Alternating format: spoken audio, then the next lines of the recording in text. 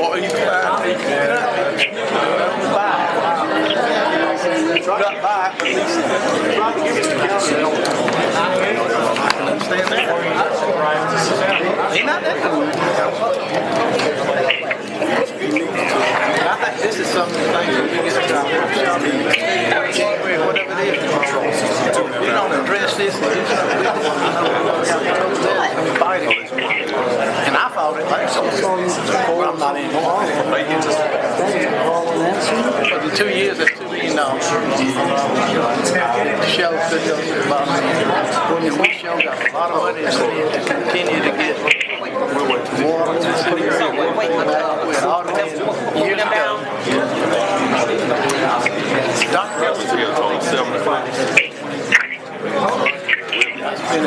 We'll be in the next meeting. So what you in there? So what you in there? I play football day on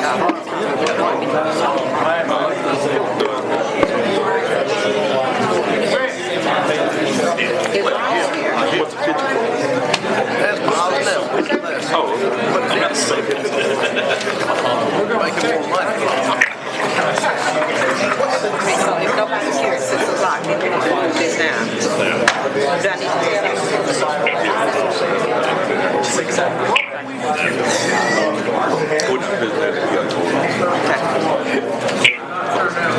Florence Mansion. I mean, man, you so low down.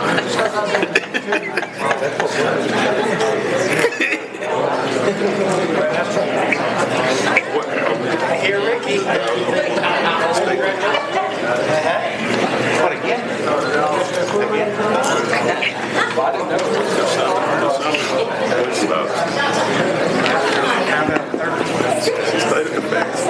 Yeah. That wasn't that fake. She said she ran about 2 minutes. Are you going?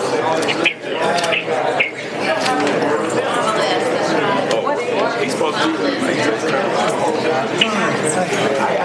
He said,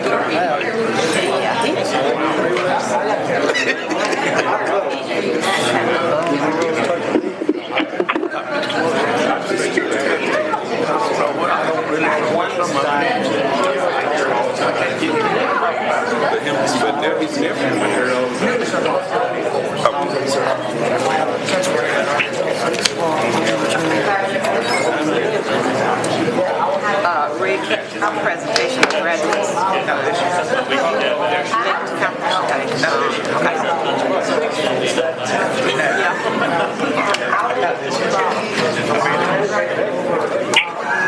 Y'all ready? Good evening, everyone. The meeting is now called to order. The date, November 12, 2019. We will open with the Pledge of Allegiance given by Commissioner Brock and the invocation given by Commissioner Holbert. Please join me in the pledge to the flag. I pledge allegiance to the flag of the United States of America and to the republic for which it stands, one nation, under God, indivisible, with liberty and justice for all. Please join me in prayer. Father, we're here today to ask for your blessings and guidance in the performance of our duties as elected officials. We pray for strength, love, knowledge, and understanding. Help us to recognize and solve the problems that are presented.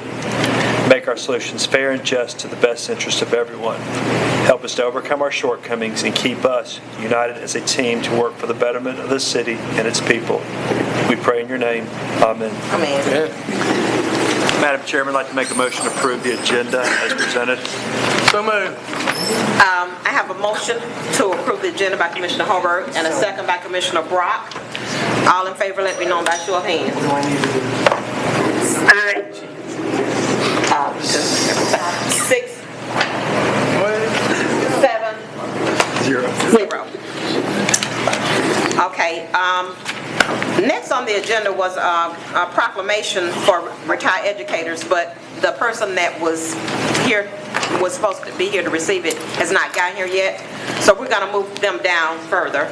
And we'll go with number 2, recognize Rick Fox, Interim Director of Human Resources, as the October 2019 Strongest Link Award recipient. All right, Ricky, come on. Come on. All right, good evening.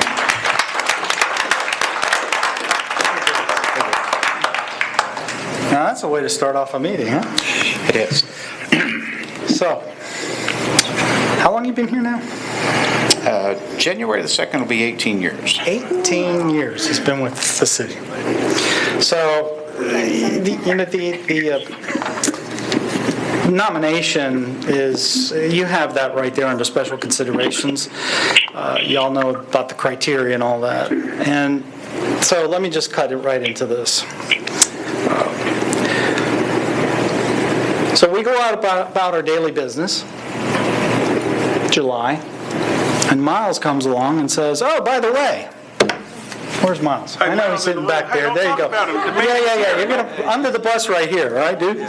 So he says, I'm leaving. I'm retiring. I'm moving on. So what started off as a nice, easy morning started a whole new springboard for Rick. So basically, I went to him and went to Rick with no hesitation, and I thought, hey, you're going to rise to the task. I know you will, right? Certainly. True to form. So I asked him if he would fill in as interim director, and we talked about some of the requirements and addressed his concerns. And then in the end, true to Rick's form and posture, of course he's not one to back down from a challenge. I knew he would come to the table and that's exactly what he did. So we fast forward down a new path that Rick has now navigated successfully, very successfully I might add, that frustrations, curveballs, leadership in a whole new direction, and he's like wiping his brow. He says, thank goodness that's over with, and all the new responsibilities that came with that. Well, through it all, Rick remained a consummate professional. He worked long hours, and some days I showed up early in the morning, around 7-ish or so, and there's Rick. Okay, day goes on. We leave late, 6, 7, or whatever in the evening, and there's Rick still sitting there. Next morning I come in, do the same thing, walk in the door, and there he is. Did you even go home?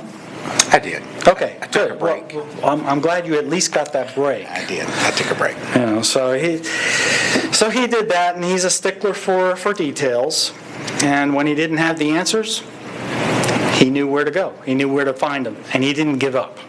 Even though he sat there scratching his brow and trying to figure out how to make things work, he did it. He made it happen. He stepped up to the plate to run the HR department and continued to maintain his normal duties and processing new hires, drug screens, you name it, all that good HR stuff, making sure everybody gets their paychecks and their pension estimates and compensation contributions and all those things. So moving on, despite those challenges of learning new position and his current duties, he stepped into the leadership role rock solid. Rick Fox maintained a level of professional approach through it all, and he made himself available to staff, the leadership team, and the organization. Here comes Stephanie Woods again. So she's the new HR director, and Rick professionally stepped up and offered support to hand the reins over to Stephanie Woods. He continued to work diligently and tirelessly to facilitate an easy and seamless transition, which is self-apparent now. And then Rick, while he's easygoing, respectful, kind, courteous, I have to say, he will always be my number one pick on any of my teams, wherever I may go. Thank you. So I think you're well deserved. Thank you, Marcus. Congratulations. So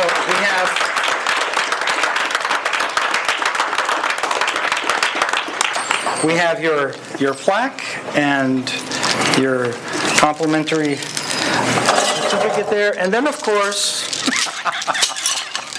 the coveted bling, which we have added for HR Oh, we did Drive. get one of Yes, those. we did put a Drive Alive sticker on it. So would you like to don this? Well, if I must. There you go.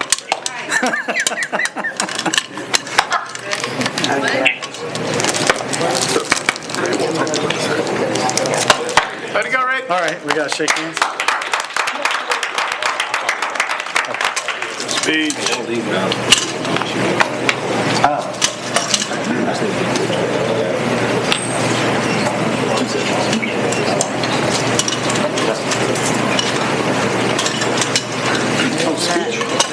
You want a speech? Thank you, Rick. Speech? You want a speech? Okay, next. No, you don't want to speak? Okay, I can. You want to speak? Come on back. I bet he can. Don't want to prolong this. I know there's business to be handled, but I'd like to thank Marcus for the nomination. First and foremost, for all the directors who recognized my efforts and appreciated those, voted for me, and for Mr. Smith, for your patience. Thank you. And last but not least, our new director, I think she sat behind us. She is Stephanie Woods. I can't say enough good. I appreciate her patience and love working with her. You Thank like you all. working with her better than you like working with Marcus? I mean, with Miles. Did he leave? Where is he? Oh, there he is. Miles didn't leave. Oh, I thought he had left. I'm sorry. No, I didn't mean that. You don't have to answer. I didn't know if You shouldn't ask those. Thank you all. Thank you. Thank you. Okay, number 3, presentation of graduates from the 12th Annual City of Griffin Leadership Development Institute. Fire Chief Tommy Jones will address. Good evening, Commissioners. It's a pleasure again for our 12th year in a row to present this outstanding group of the City of Griffin's Leadership Development Training Institute. This program, as you know, Mr. Smith challenged Miles and I to start this many years ago, and we put together a program that has grown and grown, and we have just had a great time trying to shepherd these folks on a leadership journey to help them succeed both here in the city and the county governments. As you know, our program is 12 weeks long. We have 6 all-day presentations and 6 power hours. Some of the topics that we cover are just your basic leadership and team building, human resources issues, personality profiles, communications, public speaking, goal setting, personal branding, financial management, just to name a few. This year, we reintroduced a program called Peer Today, Leader Tomorrow, in a partnership with Southern Crescent. And we also took a field trip to the Rock Ranch, where we learned about customer service Chick-fil-A style.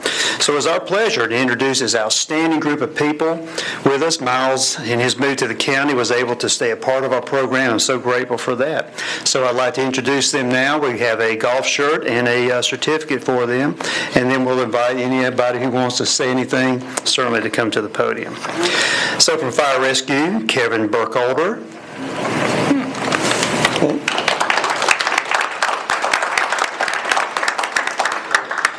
From City Stormwater, Mitch Goodman. There you go, Kevin. From the Electric Department, Claire Hulk.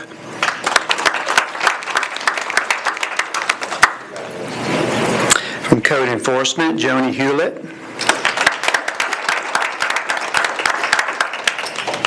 From the Street Department, Josh Lee.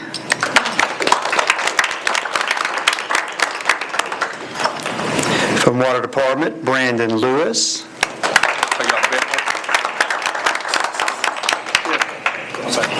From Solid Waste, Jamia Miller.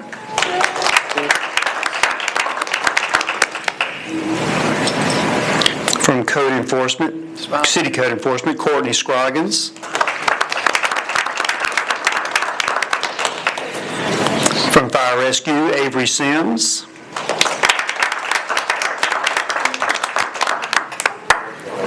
From Customer Service, Donnie Smith.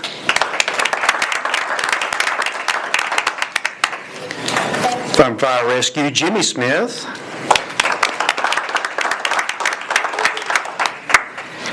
Also from Fire Rescue, Josh Whitten, Lieutenant. And we also had Colby Wilson with the street department. Is Colby here? Nobody's not here, okay. We also had the pleasure of having some of the fine county employees to help build a relationship with these two city governments. And from code enforcement, we have Stephen Arnold. Hello, Stephen, okay. From Parks and Rec, we had Felicia Camp. From Animal Control, we had Brent Foster. And from the county shop, Joy Ingram. From 911, we had Rico McCrary. And from Spalding County Fire Department, Harold Williams. I want to say to all of you, thank you so much for allowing us to spend that 12-week leadership journey with you. It was such an honor and pleasure to get to know you all so much. And we wish you all the luck in the world, as we know you will do an outstanding job in whatever endeavors you pursue. At this time, if any of you would like to come to the podium and address the board, we invite you at this time.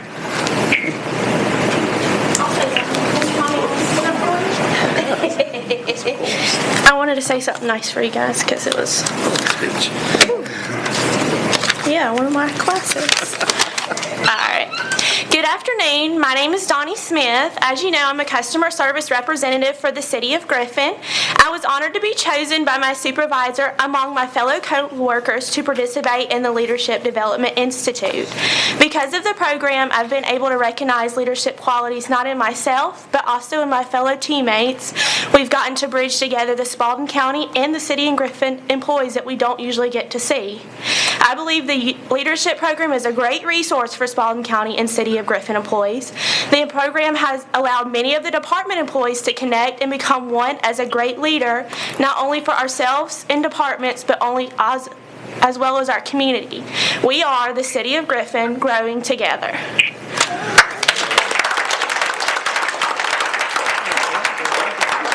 Anybody else? Okay, we need two rows for the picture. If y'all would just go ahead and get together. Courtney, you get to be on front. Get in tight.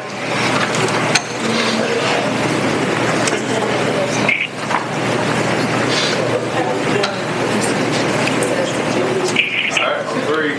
Everybody look here. Narration. 1, 2, 3.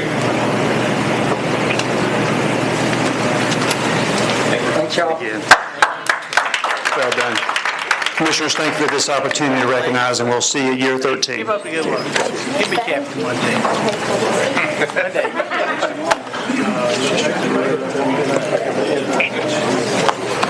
At this time on our agenda, we'll consider proclamation commemorating Retired Educators Day.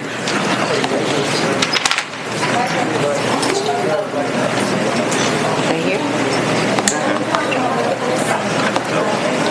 Tell me came together, we did together.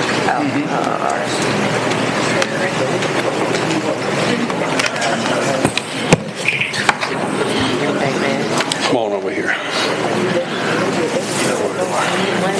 Good. There's a proclamation commemorating Retired Educators Day, whereas the governor of the state of Georgia has proclaimed Sunday, November 3rd, 2019 as Retired Educators Day in Georgia, and whereas there are more than 130,000 retired educators in Georgia, more than 30,000 of whom are members of the Georgia Retired Educators Association, and whereas the retired educators of Georgia donate thousands of hours of volunteer service, their talents to the cause of public education, and their efforts to provide academic development and invaluable contributions to the welfare of their respective communities across our state. Retired educators possess valuable knowledge and use their lifetime of experiences and skills to enrich the educational process in a myriad of ways, often as a major source of insight and direction in education for our community, our state, and our nation. And whereas for 60-plus years, the Georgia Retired Educators Association has dedicated its efforts to improving the welfare of retired educators and has provided opportunities for them to become involved in community activities.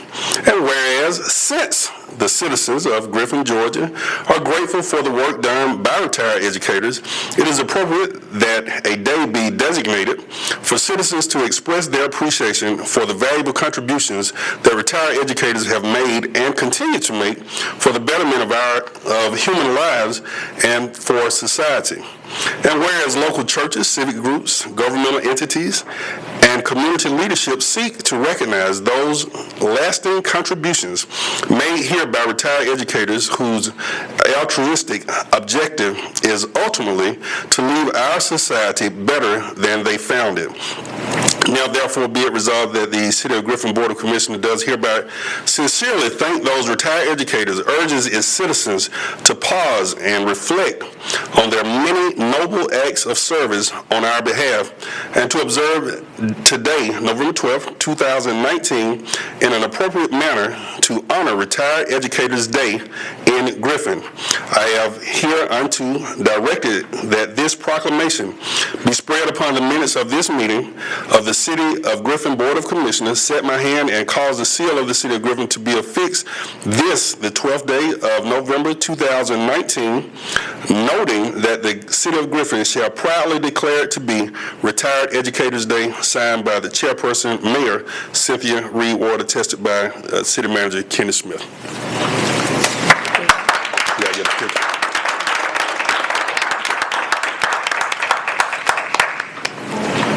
With my glasses or without? With or without? It doesn't matter. Oh, I put that I'll let you have to say who that. down. Yeah, I'm going to say who that, all right.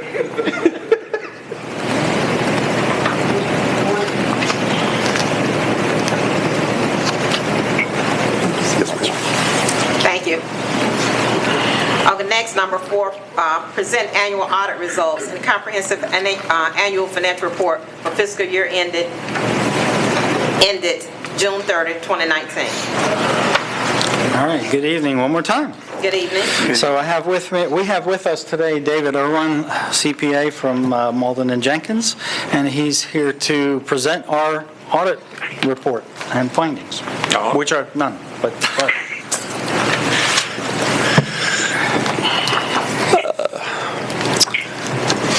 Well, good evening, ladies and gentlemen.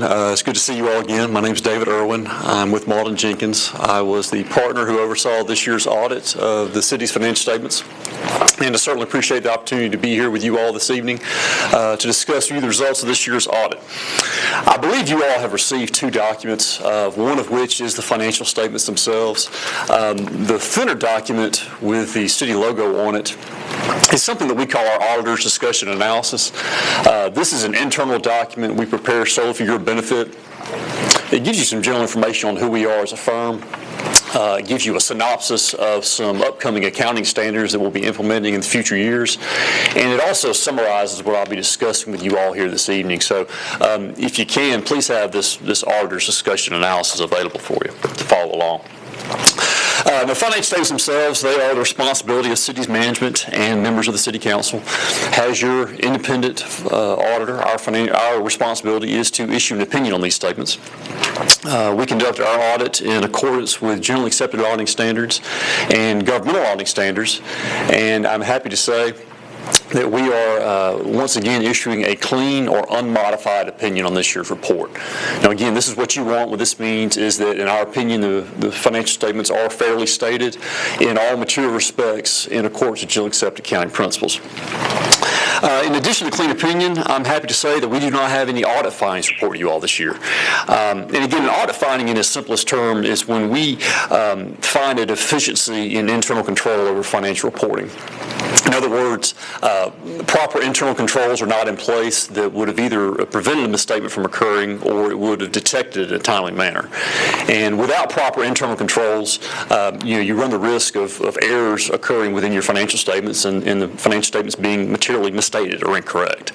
So Again, we had no such audit findings this year, so congratulations to you all on that. For a city the size of you all, you have quite a bit of activity going on.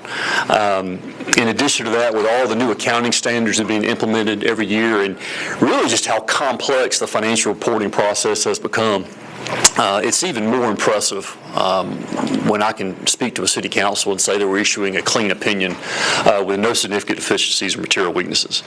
And again, that to me just says a lot about the hard work done by your staff. Kenny, Marcus, their entire finance department, they're always very accommodating to our audit team.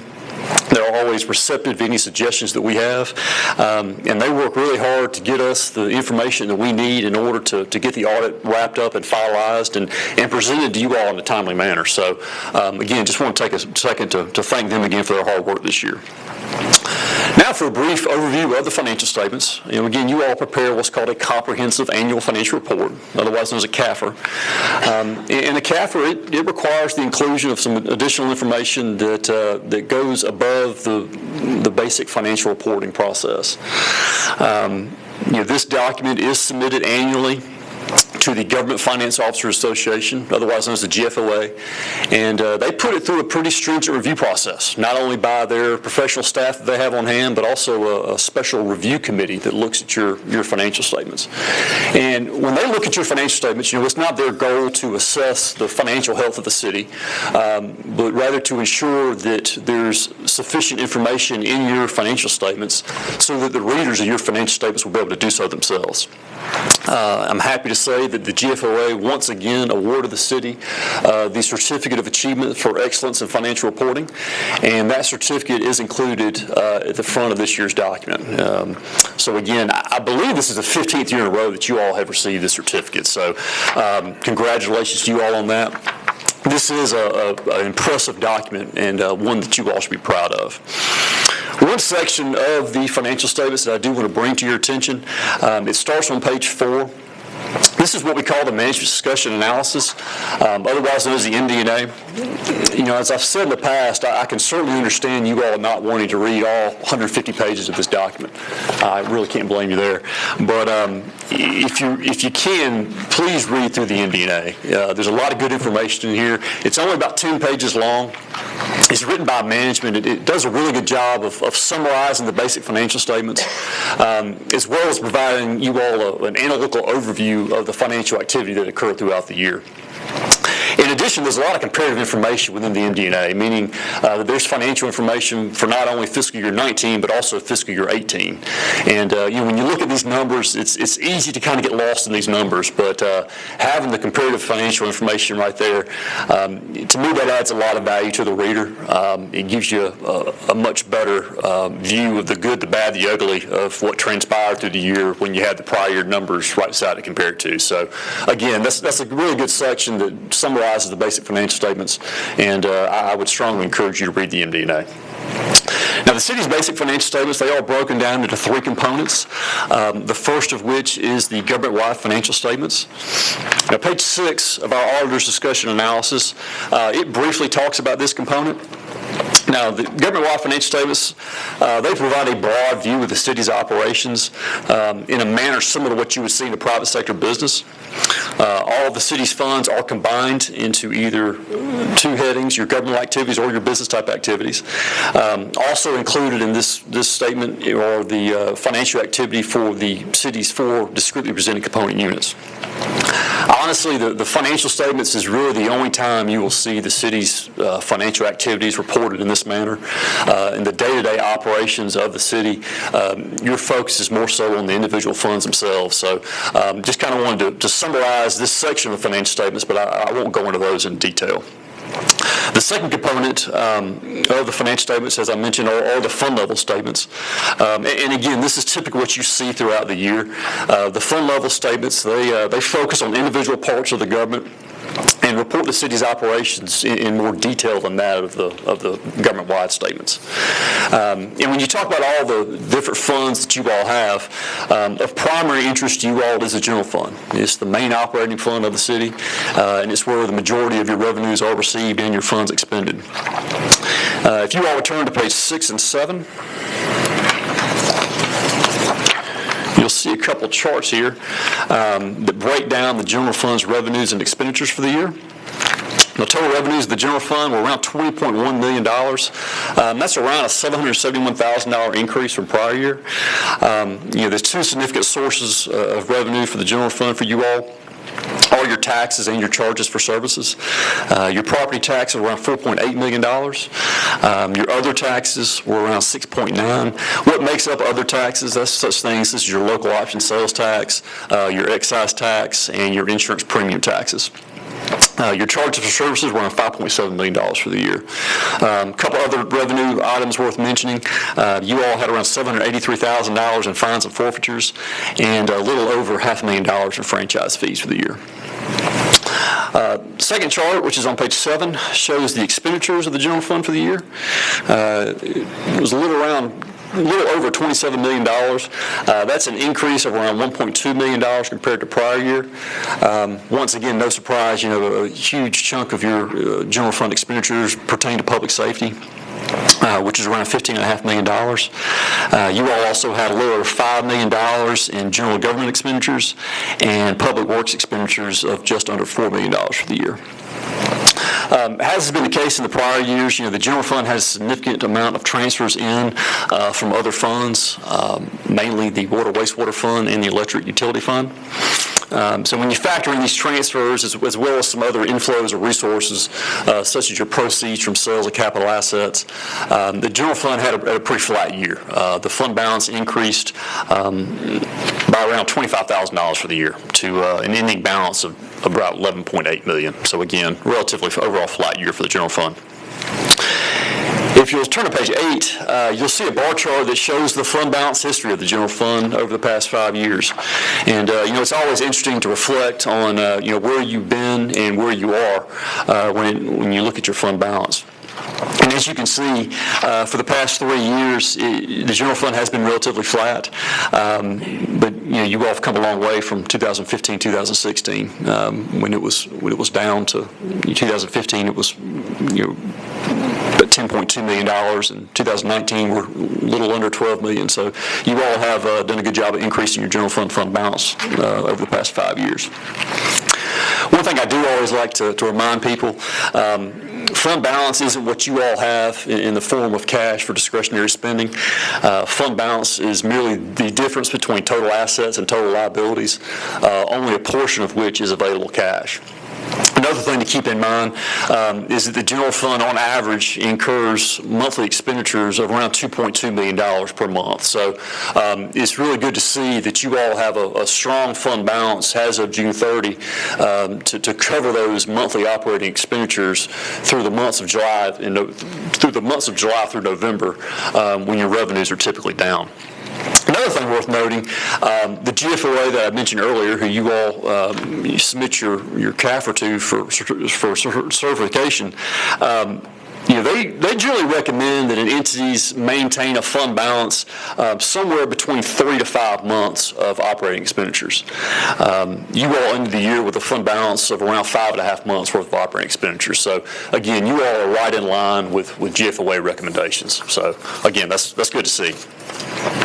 A couple other funds I want to briefly mention are the city's 3 major enterprise funds, which is the Water Wastewater Fund, the Electric Utility Fund, and the Solid Waste Fund. The enterprise funds, they are used to account for operations in a manner similar to what you would see in a private sector business. The objective there is for these funds to be self-sufficient, for them to generate operating revenues sufficient to cover their operating expenses. If you turn to page 9, you will see a chart that shows the operating revenues and expenses of these 3 funds for the year. As you can see, the electric fund and the water wastewater fund, they both continue to do quite well. They ended the year with operating income of $10.9 million and $7.9 million respectively, so that's good to see. The solid waste fund, they did have a slight loss this year of around $1.5 million. This is the result of the increase in the landfill post-closure care costs that you all have due to the Phase 3 expansion that occurred throughout the year. But all in all, your enterprise funds are doing what they need to be doing. They're in good shape, and again, they continue to do quite well. The third and final component of the city's financial statements are the footnotes. There really weren't any significant changes to the city's footnotes this year, so again, unless anybody has any questions, I won't go into those in detail. One last thing I briefly want to mention, you all were required, once again, to have a single audit this year. Now, a single audit is a compliance audit that is required when an entity has over $750,000 of federal expenditures for the year. The city had a little over $12 million of federal expenditures in fiscal year 19. As was the case with the financial audit, we were issuing a clean or unmodified opinion for your single audit. And I'm also happy to say that we have no audit findings to report to you all on the single audit as well. So. That concludes my presentation. As I mentioned earlier, there's quite a lot of information in this document. What I've tried to do is just hit the highlights of what I think is of most importance to you all. But that being said, if there's anything that I didn't touch base on that you would like for me to further expand on, I'd be happy to do so. But again, this year's audit went extremely well, and I just want to thank your staff for a job well done, and again for all their hard work this year. So thank you all for the opportunity to be of service to you, and we look forward to working in the future. Thank you. Anybody got any questions? I have a question. How do we compare with the other municipalities? I know you do a lot throughout the state of Georgia. How do we compare as far as what we're doing, our profits, and keeping a book of business that we can guarantee our city residents that we're going to be here next year? Well, that's kind of a loaded question. As you all know, every city and every county is different. They have each entity has their specific challenge that they face. When I look at your financial statements, again, I think you're doing a good job.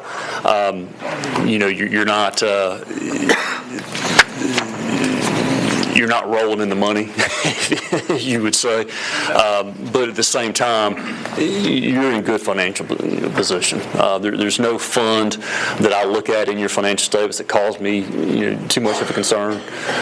Again, you all are unique in the fact that you all have this electric fund and this wastewater fund that is really good financial position for you all that can offset some of the operating expenditures and deficits of the general fund, and a lot of cities do not have that. So, again, I think you all are doing a good job or in good financial shape.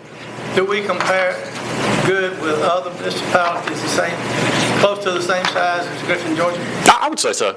And again, for the city the size of you all, as I mentioned earlier, you have a lot of activity going on. I mean, you are almost a full-service city, with your water, your wastewater, your telecommunications. I mean, there's a lot of activity going on in here, and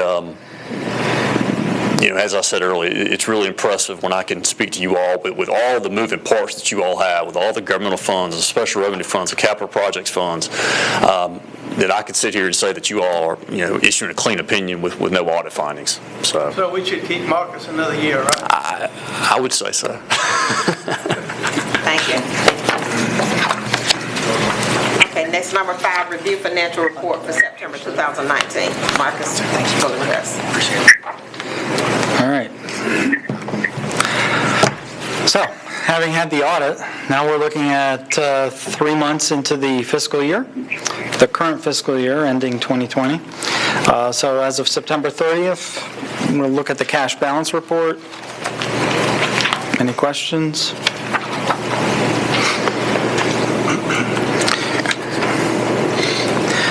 All right. How about the local option sales tax report? Any questions? Performance? No. No. She was on there. Okay. What about the SPLOST? Y'all, she wanted everybody to know she's here. Oh, that's fine. Yeah. Okay. Any questions? I'm sorry. All right. Any questions on the SPLOST performance, PAYGO projects, Blight? No. Interim statements by fund. Any questions on our year-to-date operations through September?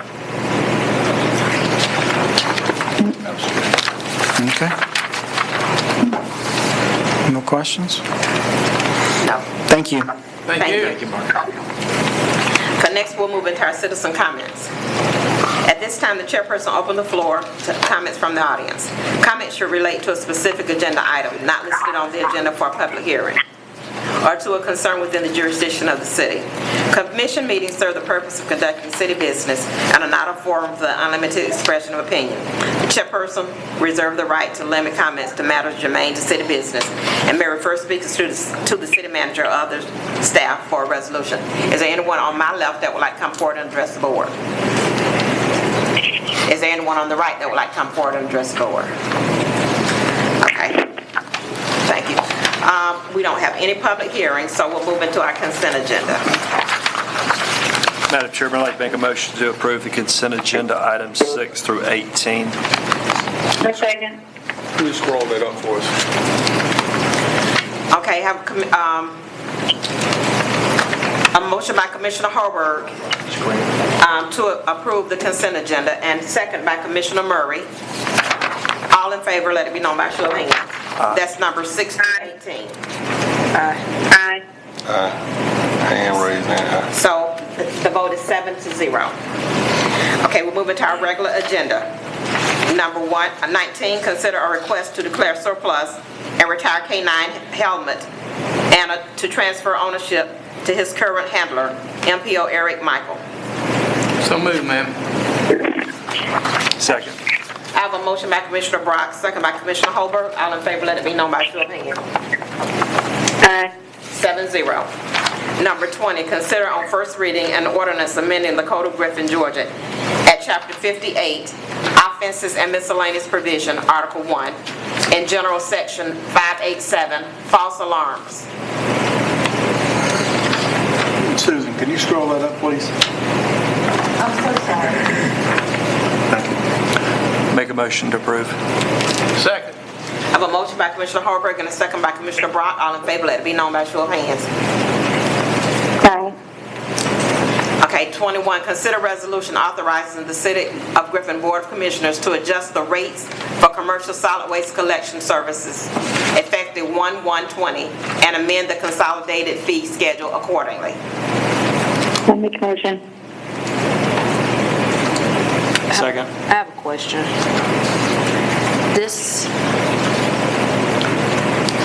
These are the rates that you presented to us during your presentation. workshop. They are, with the one change and on Commissioner Holberg's request to look at minimums. I went back and looked and recommending that we stay with our $15 in lieu of the $20 or $25 minimum, but these are the exact numbers. Okay. And I know y'all don't want to stay up here. Just explain that to me again, because I was confused that day as well, how the minimums worked. It was, the discussion was we were going to like 25 even if you came with just a little truck. Exactly, and that was for non-city residents. Okay. So any citizen of, city residents doesn't pay anything anyway. Okay. So this would be non-residents, just like our county customers or somebody would be driving by, since it's, we're an enterprise. So if you live in McDonough, and you have something in your pickup truck you want to throw away, you can bring it, but we'll have to charge you for it. But that would have been the minimum, yes. And so that was going to go to 25. It's now staying at 15. Yes, and Commissioner Holberg had asked that I look at some of the other transfer stations and stuff, and they're not quite that high. They're right at 15 and 20, so I just opted to leave it at 15. Okay, and then but there's still some weight. If it's over a certain weight, then that's when it tips past the minimum. Or It's just shy. It's about 4/10 of a ton. Yeah, if the minimum is $15, and if it's up to 1 ton, it would increase to $39.60, whatever we talked about. I don't have it in front of me, but that was for non-residents. Okay. Yeah. What was it that we were talking about that you were saying if a landlord was, what do we charge? Are they considered? No, they're considered a commercial business. They pay a gate rate. They don't get free. Yeah, they pay Okay, so the tipping fee. this has nothing to do with that? No, Okay. no, not at all. They're considered a commercial business and pay the per ton rate. Okay, all right. So did we have a motion and a second? Commissioner Holberg, motion? Murray, Murray motion. made a motion. Holbrook Commissioner second. Murray made the motion and Commissioner Holberg second. All in favor, let it be known by show of hands. That'd be 7-0. Okay. Number 22, consider on first reading an ordinance amending the Code of Griffin, Georgia at Chapter 94, Utilities, Article 7, Water Department, Public Director. Anybody? Okay. Did y'all understand what I just said? Make a motion to approve. Second. I have a motion by Commissioner Herberg and a second by Commissioner Murray. All in favor, let it be known by show of hands. This had to deal with the commercial 7-0. cross-connection backflow. Yes. Okay. Number 23, consider master services agreement and award the scoping intersection project for West Poplar Street and Hammond Drive to Heath and Lineback Engineers Incorporated in the amount of $58,600 for the Public Works Department. Make a motion, we approve 23. Second. I have a motion And a question. by Commissioner Brock, a second by Commissioner Murray. And a question. Dr. Keller, this is basically the engineering for that intersection, straightening it. Yeah, it's a scoping concept. So, have we already It's acquired? similar like East Solomon, we came up with some options, and Right. we have public information hearing, and people get a chance. Have we purchased the house that had the fire at this point? Or That's correct. No, we have not at this we point. have not purchased any. Oh, really? It was a nuisance abatement property, but the property is still owned by the owner. Okay. Thank you. All in favor, let it be known by show of hands. Excuse me. Aye. 7-0. 24, consider purchase of 2019 Ford T350 van from Speedway Ford in the amount of $47,570 for the Stormwater Department. Make a motion to approve. Second. I have a motion by Commissioner Holberg and a second by Commissioner Tinsley. All in favor, let it be known by show of hands. Aye. 7-0. Number 25, consider agreement with Sizemore Group LLC, lowest and best bid for the facilities need assessment in the amount of $23,475 for the Public Work and Utility Department.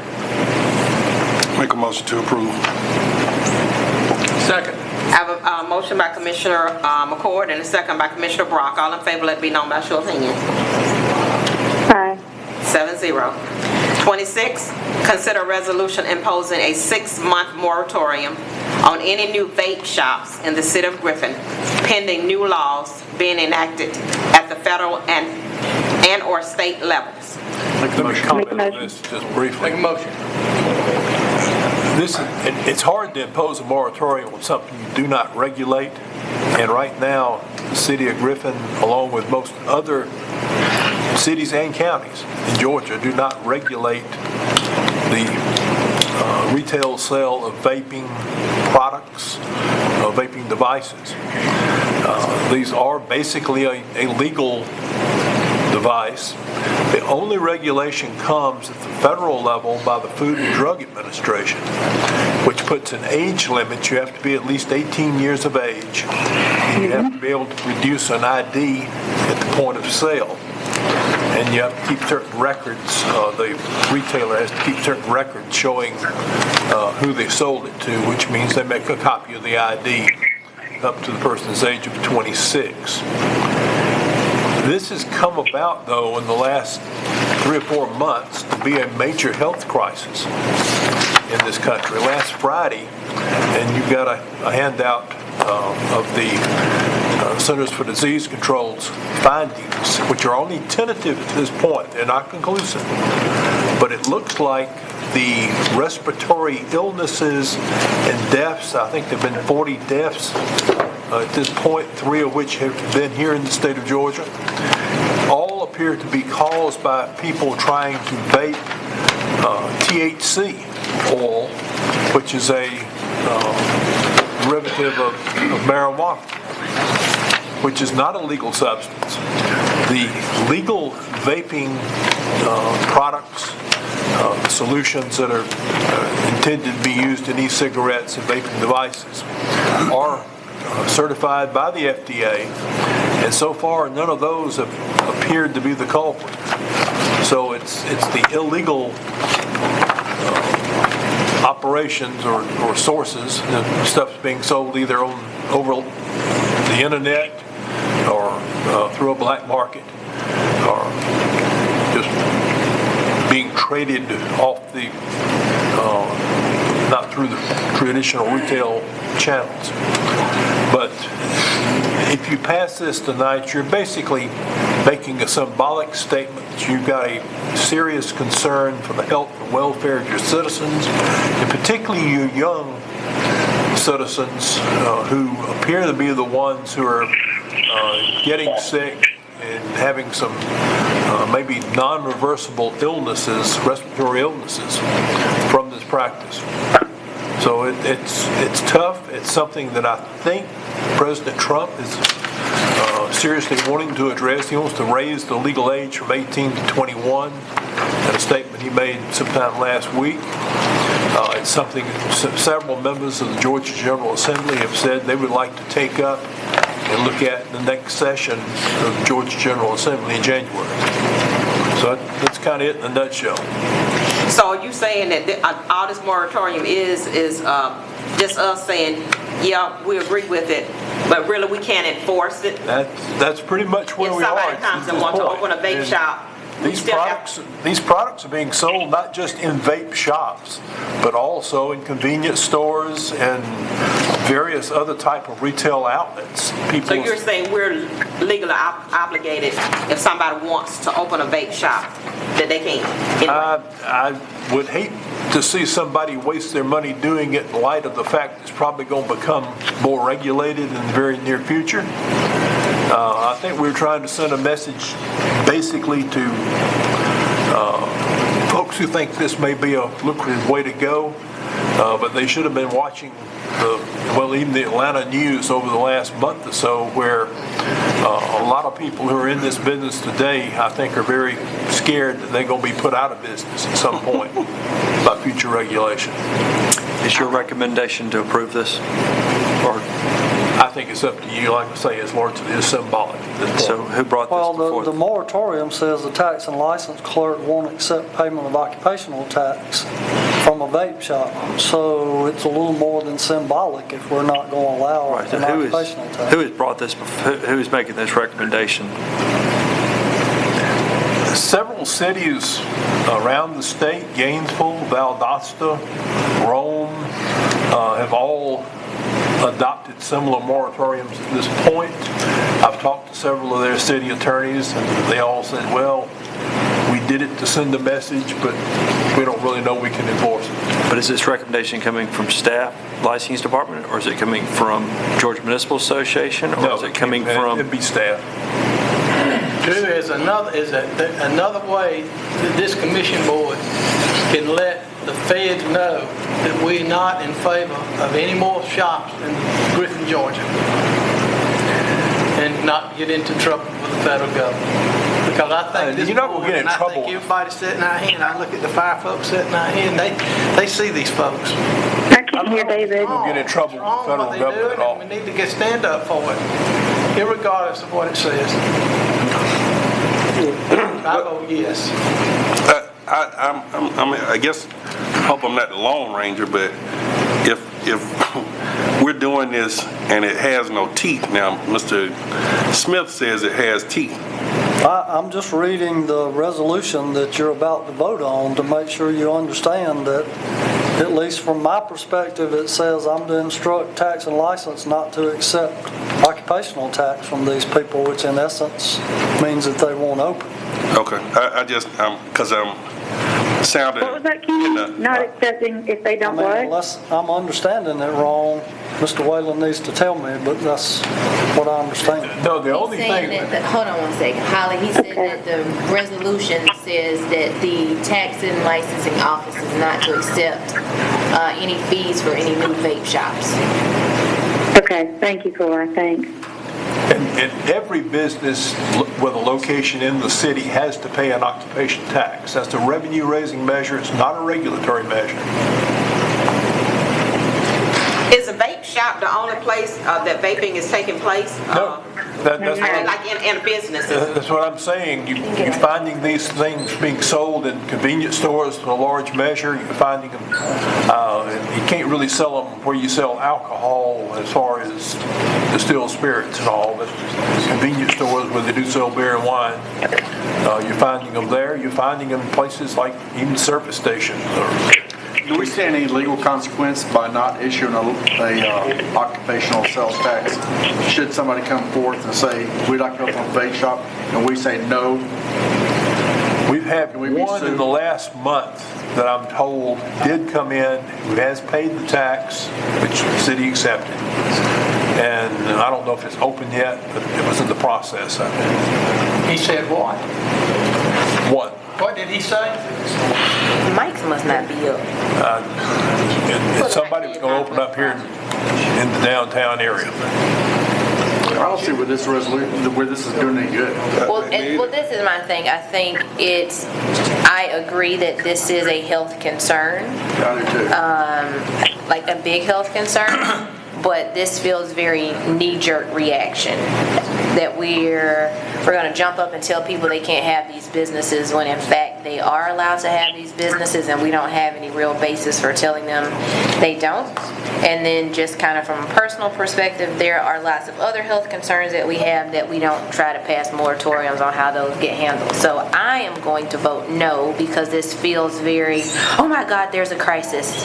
We have to do something about it. And I don't want to do knee jerk. Well, it would be different to me if this is the only place they can get these supplies, but they go to convenience stores and get them. So I don't see what this is accomplishing. Or whether we need to table it for a There's a few. huge market on the internet today. I think somebody even underage can probably figure out how to order something online. They can. Or do we table this and discuss it at the workshop? Even though I plan to vote against this or table it or whatever we decide, I do agree with Mr. Brock. It is a problem. And at the same time, I agree with Ms. Flowers that there are other things that I'd love to see a moratorium on. I don't smoke cigarettes. So, and it's coming from a person whose dad died from cancer, I'd love to see him, forego that. But anyway, that's my 2 cents on it. Do we want to have further discussion at a workshop to understand better what's going on? I don't. I clearly understand what it is that it is at this point being deemed a health crisis based on research by the CDC and the number of people who have fallen victim to it. I'm very clear about that. I just don't think that this is the appropriate response, so I don't need any further discussion. But y'all, at will. Call the question. I'm okay with it. Okay. Consider a resolution imposing 6-month moratorium on any new vape shop in the city of Griffin pending new laws being enacted at a federal or state level. All in favor, let it be known by show of hands. Who you got a motion? Aye. Give me a motion. I made a motion. Okay. Holly made a motion, and who seconded? What was our motion to approve? To approve. Yes. I'll second it. Is that what it was, to approve, Holly? Yes. I second it. All in favor, let it be known by show of hands. Aye.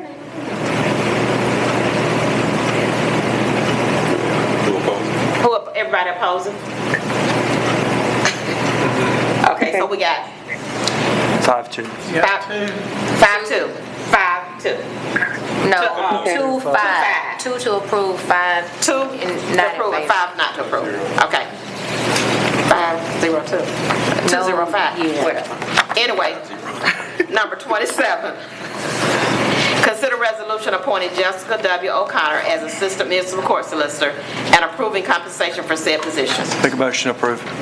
Second.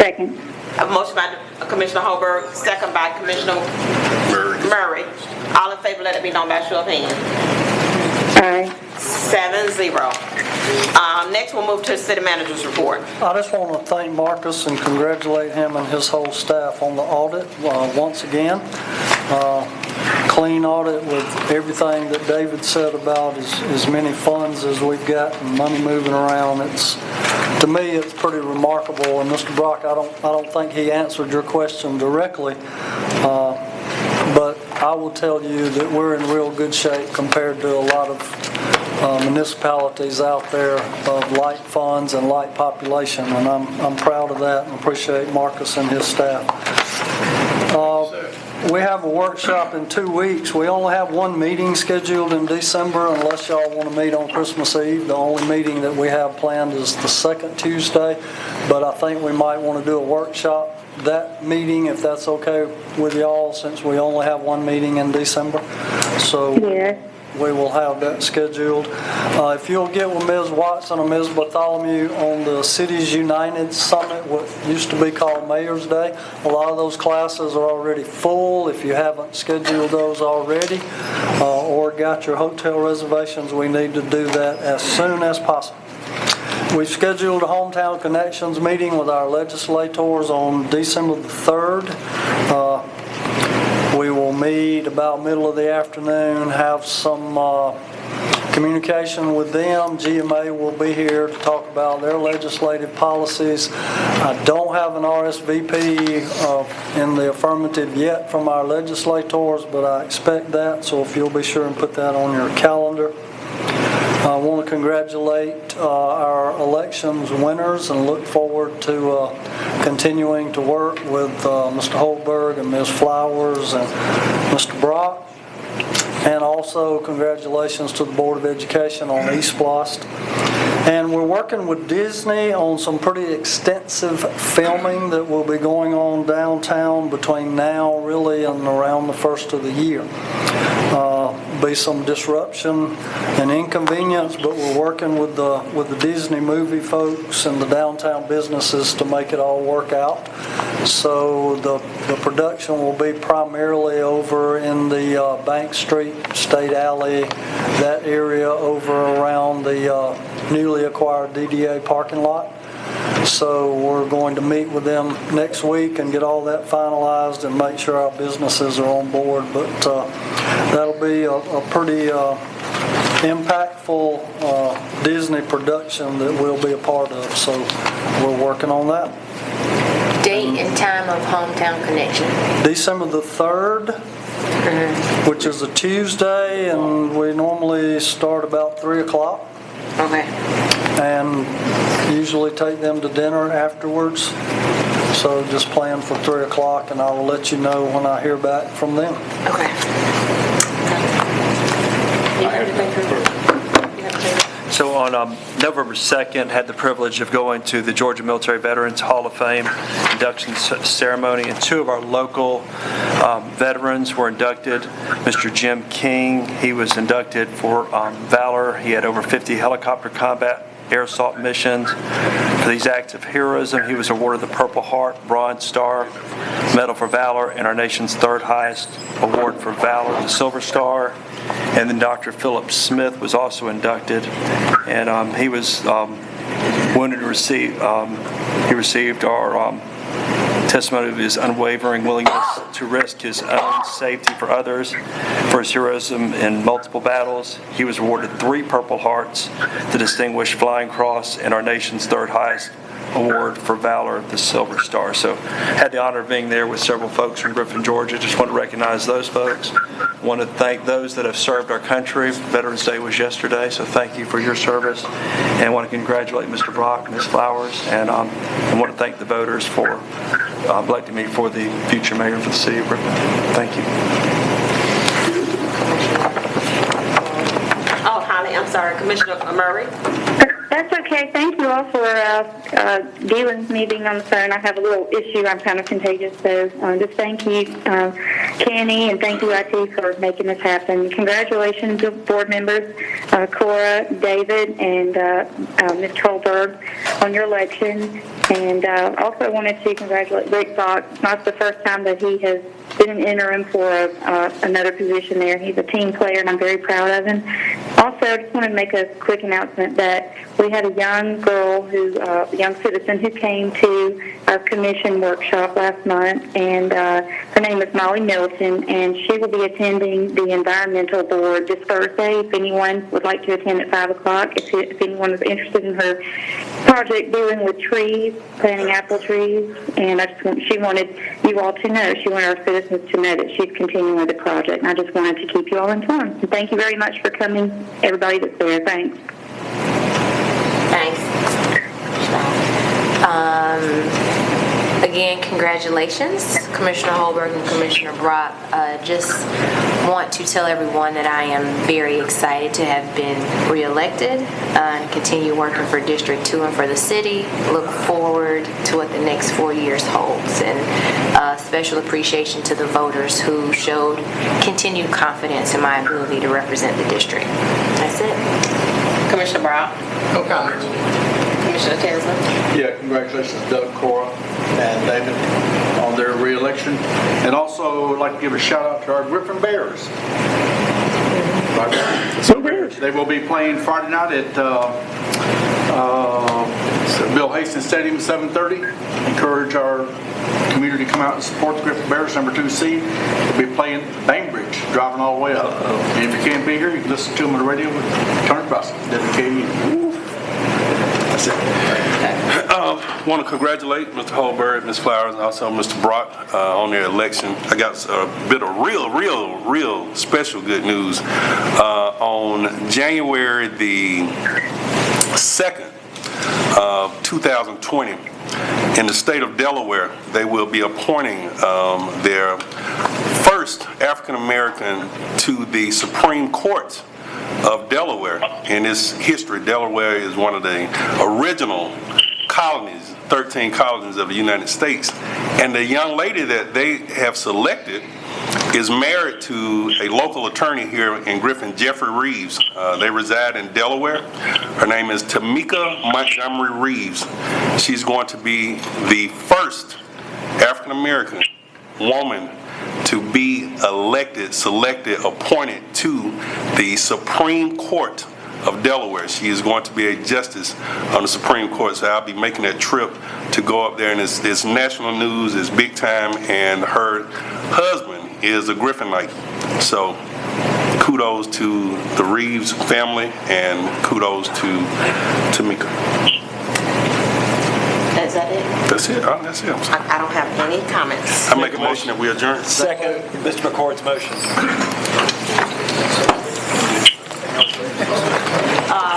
7-0.